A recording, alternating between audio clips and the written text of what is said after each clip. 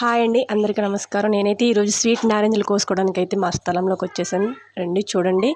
ఈ మొక్క చిన్నప్పుడే చాలా కాయలు కాసింది. ఇది చిన్నగా ఉండంగానే ఇప్పుడైతే 2 ఇయర్స్ అయిపోతుంది. కొంచెం పెద్దదైతే అయ్యింది.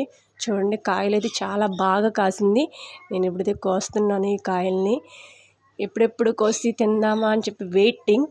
సో చూడండి, ఫైనల్గా ఇప్పుడైతే కోస్తున్నాను. చాలా బాగా ఫుల్గా కాసిందండి కాయలైతే.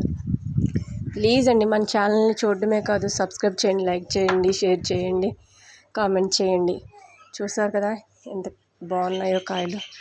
ఇంకా ఇవే కాదండి, ఇక్కడ సీతాఫలాలు, జీడి మామిడి ఇంకా చాలా ఉన్నాయి. మీకు తర్వాత వీడియోలో కూడా అవి చూపిస్తూ ఉంటాను. మీరు నన్ను ఫాలో చేయండి, సబ్స్క్రైబ్ చేసుకోండి ప్లీజ్.